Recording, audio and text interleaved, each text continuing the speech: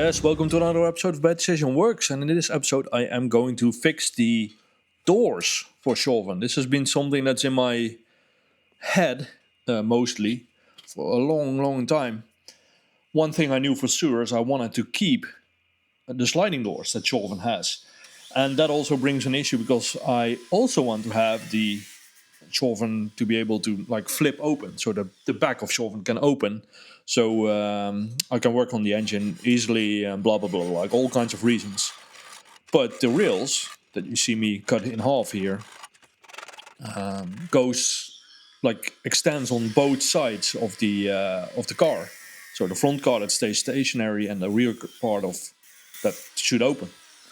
What happens then is that my mind takes this like, oh, I need to find something very fancy solution, blah blah blah, all kinds of like latches and like automatically locking stuff, because like the important part here is that these two bars that I just cut in half line up perfectly as soon as the body closes.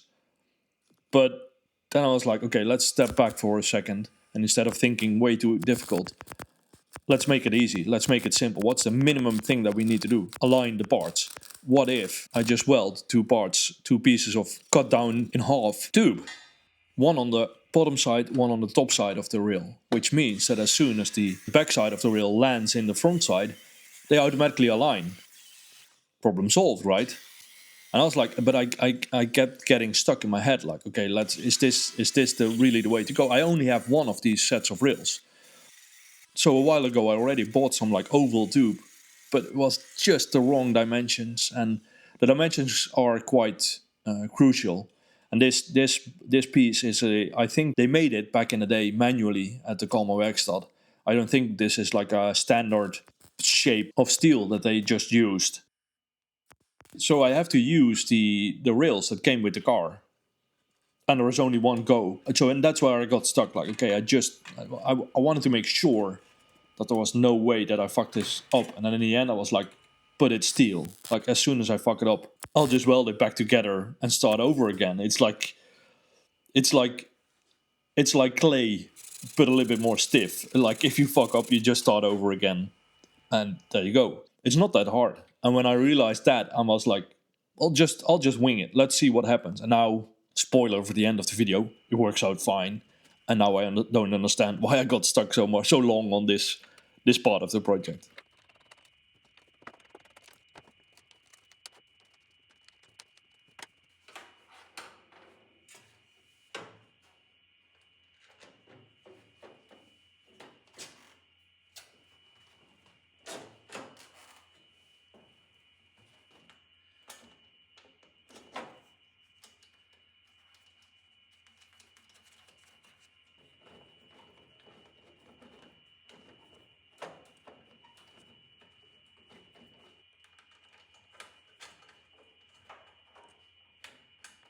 But anyway, you see me. I cut down the two parts, putting it back on the car. Here you clearly see the front part, and here I'm gonna match up the back part. And I'm like, oh, my life.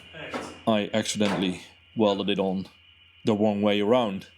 The front part is like angled, so it's kind of easy to see what's front and what's back. And here I am a little bit angry at myself.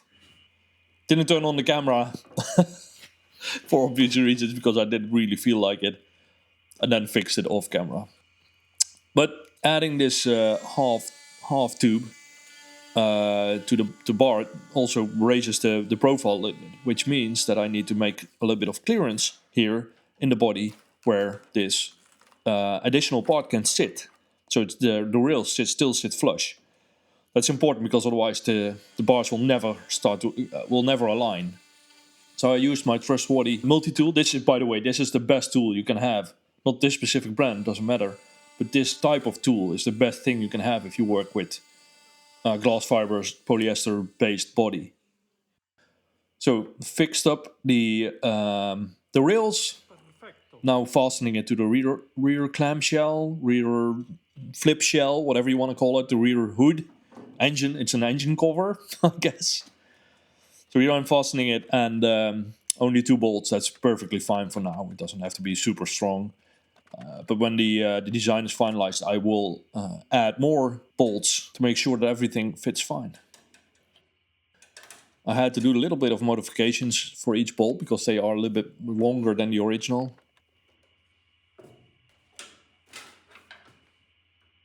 Okay, let's see what happens.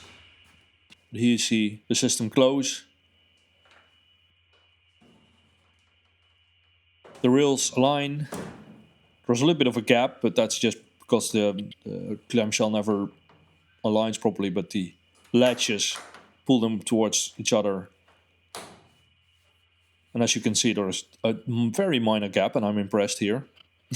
There's a very minor gap that the wheels, the wheels from the rollers that go into the rail, the wheels on the door, they don't mind this little gap. So I wanted to add two more. So on both sides, I wanted to add another latch, just to make sure that the latches on top are not only connected to the polyester part, but also to something steel. And also decided not to bolt this, but weld it, so it's like solid. It's been a while since I posted another video, but like a lot of stuff has been going on. I think I'm gonna make another video with all the stuff that happened like in the past few weeks. There was a lot of progress on the dashboard, mainly a lot of thinking progress. There has been a lot of design progress. I'm not finished on the design for the body kit, but I am working on the body kit design. I figured out the doors. I fixed the steering. There is still some stuff left on the to-do list for the steering, but major part fixed. The dashboard shape's now in place. I'm working on the gauges. So there's a lot of stuff that I wanted to show. Also a lot of stuff that I didn't record because, well, last few weeks, months, kind of life got in the way. I have a new role at my assignment, my job, so to say, that requires a lot of attention, a lot of brain power, mostly. Like every time when I get home, I'm like, I'll just work a little bit on Tjorven, and I can't be bothered by filming. It's just too much. So the door, time to put the door back in the rail. I reconditioned the whole rails system where the bearings roll. The doors have been like outside, so they are completely rotten. They don't turn. They were completely shot. Drilled out, ground away, like removed all the old shit, and I like remade new spacers, like original from the factory. There were just a stack of washers.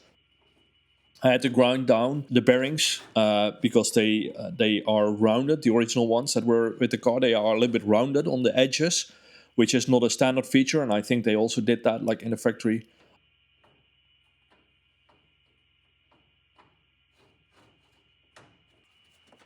And as promised, I ground down a little bit of the paint. I don't know what paint they used back in the 50s for this car, but it's Jesus. You don't want to breathe that stuff. But I modified the latches, just standard like trailer latches from I think Motornet or Built. I can't even remember where I bought them. It's like more than a year ago. But here I'm welding them to the rails to make sure that they are usable. The latches themselves are adjustable, so the actual positioning, the two latch parts, how far they are apart doesn't really matter. But I wanted to have it as close as possible, so I don't need to like fully extend the latch.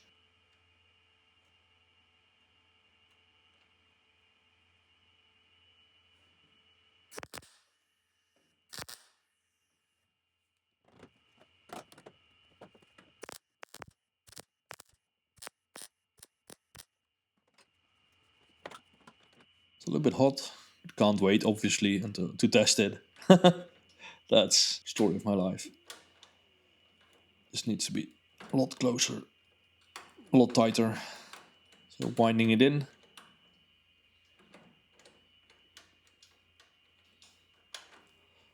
That's good.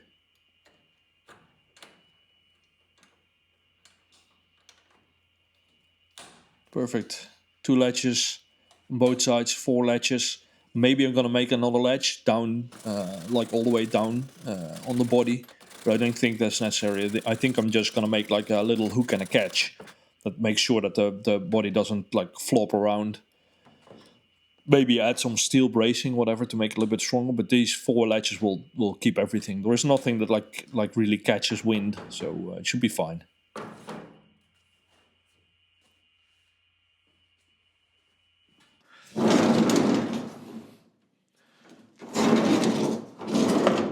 The door works. It's done. Well, almost done. There is a lot of like alignment stuff that I need to do, but at least I figured out the basics about how I'm going to make sure that these 2 parts are still separate from each other, but still the sliding door works, because this is such a unique very characteristic feature for Tjorven. I wanted to make sure that this is still as is. I need to adjust the latch where it closes. I need to change the rubbers. I'm probably going to cut the door about here, because like body kit stuff but like the door mechanism at least is in place. The only thing I need to do is copy paste this to the other side when time comes. But at least I solved the issue now, and that was kind of the goal for the first few weeks for this year. Is like get to the point where I can decide: am I going to do Street Week this year? Am I going to like subscribe or enroll or whatever you want to call it for Street Week and or Elmia? But it depended on a few like unknowns, like can I get the steering to work correctly? Can I get the doors to work? Can I get the fuel system ready? Blah, blah, blah, like all kinds of things. And well, next week is already Elmia and Street Week comes up also quite soon. And I decided to go to none of them. The only thing that I might do this year is go to Wallaka. I've never been there, so I wanted to do that. Fun fact, it's almost longer drive for me from here where I live now than from where I was back in Holland. But that's just a side note. But I decided not to do Street Week, not to do Elmia. It's just so much stuff is going on in my life with the new job and everything that I just can't do it. And as soon as I decided that, the project felt so much more enjoyable straight from the bat. And also, now that like the calm has returned, so to speak, I wanted to focus back a little bit more on making videos and like properly document the build. So that's it. Thanks for watching. And see you in the next one.